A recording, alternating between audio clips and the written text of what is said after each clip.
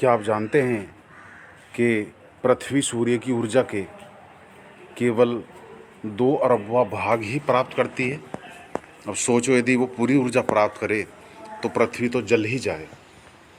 अभी हम आपको देखते हैं। क्या आप जानते हैं कि तापमान को मापने की इकाई डिग्री सेल्सियस है, जिसका आविष्कार एंड्रस सेल्सियस ने किया था। सेल्सियस पैमाने पर जल 0% सेल्सियस पर जम जाता है और 100% सेल्सियस पर उबल जाता है।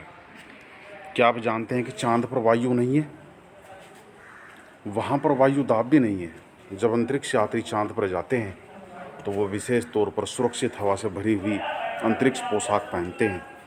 यदि वो इस पोशाक को ना पहने तो यात्रियों के शरीर द्वारा विपरीत बल के लगने के कारण उनकी रक्त शिराएँ यानी कि उनकी जो नसें हैं वो फट सकती हैं, जिससे उनके अंदर रक्तस्राव और उनकी मृत्यु हो सकती है। अब ध्रुव बर्फ़ से क्यों ढके हुए हैं? देखो, यदि पृथ्वी का तापमान ज़्यादा बढ़ जाए तो इतनी गर्म हो जाएगी कि यहाँ पर कुछ फसलें नहीं उग सकेंगी, क्योंकि फसलों को उगने के लिए भी एक निश्चित टेम्परेचर होता है।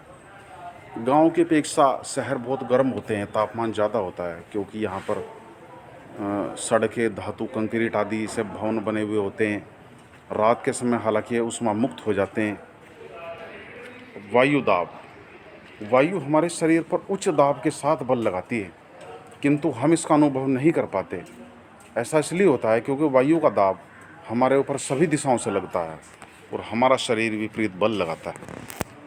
कम तापमान वाले क्षेत्रों की वायु ठंडी होती है, इसके फलस्वरूप यह भारी होती है।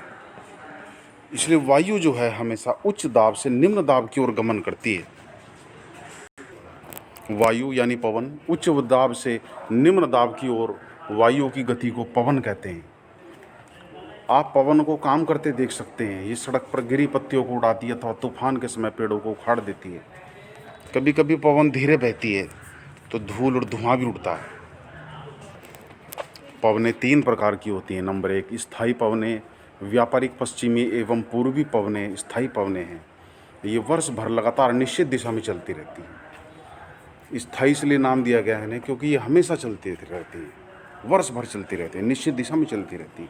मौसमी पवनें, ये केवल मानसून में ही, जैसे भारत में मानसून में पवनें चलती हैं और विभिन्न ऋतुओं में अपनी दिशा बदलती रहती हैं। स्थानीय पवनें, ये पवनें किसी छोटे क्षेत्र में वर्ष या दिन के समय विशेष समय में चलती हैं, जैसे स्थल एवं समुद्री समीर यानी कि समुद्र के आसपास चलने वाली पवनें।